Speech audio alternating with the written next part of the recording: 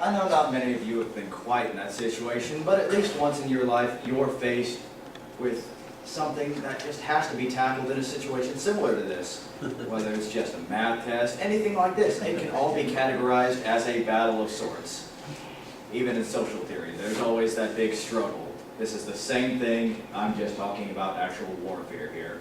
All of this is applicable to an actual problem or task you have to achieve. Remember that. Now, throughout history, and in the great theater of it all, no event has been so mind-numbing, horrifying, or thrilling as fighting a battle in ancient times before gunpowder. Back then, you had to get up close and personal. It was very deadly and just god-awful in all terms. I myself have studied history for about 4 years now. I've seen all the great battles from Marathon to Waterloo. You may call me the very model of a modern major general. Now, whenever you start off with a battle, no matter what it is, you're going to have to worry about location. Location, location, location. It's very important. You need to know where you're going to fight, whether you're fighting on the plains out somewhere in Damascus, Greece, whether you're fighting inside of a city. All of that is applicable if you're facing against an enemy army. Second of all, you're going to have to worry about your troop composition. You never send out infantry to fight ships. They'll drown in the water. You don't send out archers to fight off a god-awful amount of Mongols. No, it doesn't work. And you don't do what the Romans did with the Huns. You also have to worry about troop placement. Where are they going to be when the fight begins? That's very important. Are they going to be on the advantage on the hill? Are you going to be defending? Are you going to be on the offensive? Where are you going to strike first? If you don't know where you're going to strike first, the enemy already has the advantage against you. Which leads me to the battle plan. This is probably the utmost important thing ever. Some of you might say right now, why are you placing this at the last point? A battle plan is not meant to be concrete. The battle is going to change from tide to tide, from wave to wave of infantry.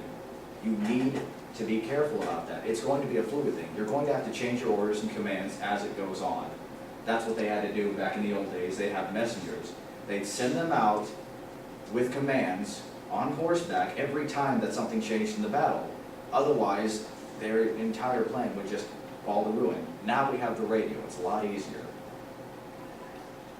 As far as the actual battle goes, the first phase of the battle is always scouting. You need to know the enemy's troop displacement at the current time, right when they're first marching. Know everything. If they're going to be ambushing you, you need to know it before you get near those woods. Skirmishing. You're going to send out archers, horse archers, any type of thing that has missiles.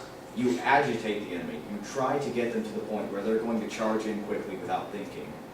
There's a lot of battles that have gone wrong just by agitation from missile fire. Back in the medieval times, they had children throw stones at the enemy infantry to get them all riled up so they would charge in and fall right into the ambushes. The English did that a lot. They were famous for that. Second of all, you're going to have to give the order to march. Regardless of what happens, an army that stands still is just going to sit there and die. You'll have them march out in formation across whatever field, forest of your choosing, or if it's a siege battle, just keep them on the walls and prepare for the worst. They're going to be marching in formation regardless of what happens, which of course leads back to troop placement. You need to know where the enemy's going to be. You're going to need to know where you're going to place them ahead of time. You'll need to be 2 steps ahead. Alexander the Great did this during the Siege of Tyre, according to ancienteu.com. During the Siege of Tyre, not only was it an island city that was out there, he had no choice but to actually build the island into a peninsula. He put lots and lots of rocks and sand on top of each other so he could move his infantry up to the island to siege it. He was one of those really good ones for doing that. The second phase, this is one where it gets really nitty-gritty.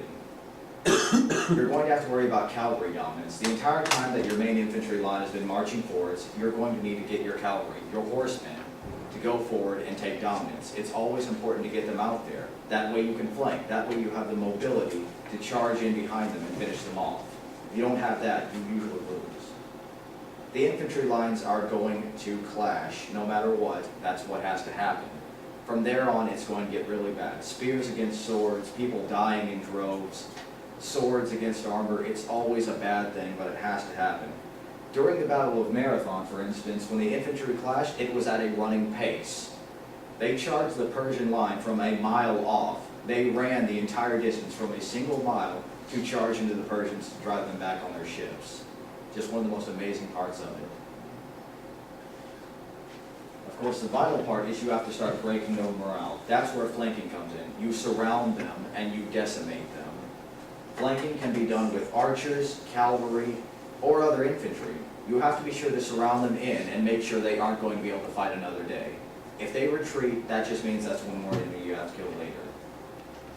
And that's finally, of course, the main part here that's always been used in warfare, the hammer and anvil tactic. If you've gained cavalry dominance, which you should have if you're a competent general, you charge in from behind and smash their infantry line.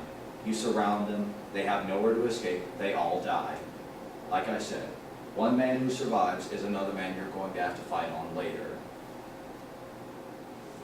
At that point, it involves routing. If they do escape, and sometimes it's necessary if you manage to fail in this. There are reasons why your men are going to want to run.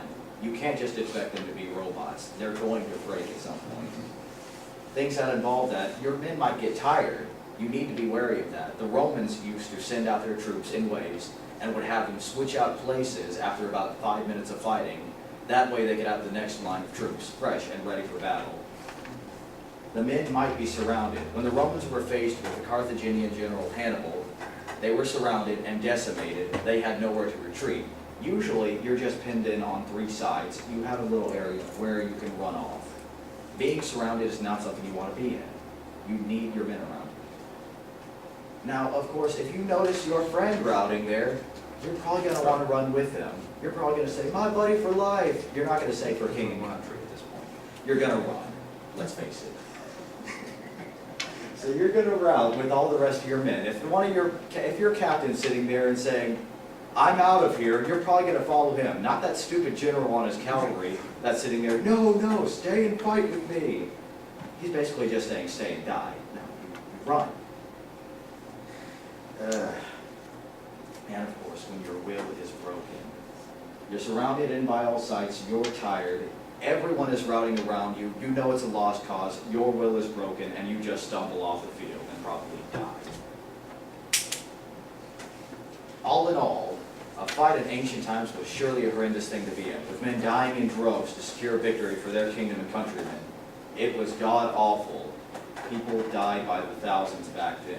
World War II certainly made that even worse.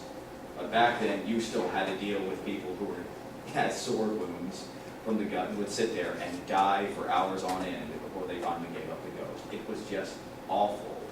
This is what they had to deal with back then, and this is why I love it so much. It's that thematic approach to it, and I love it. I hope I've informed you how to fight a battle. You can apply this to anything, from homework to if you're an actual general, which would be very unlucky for you in modern times. Congratulations, you get all the blame laid on you. Thank you.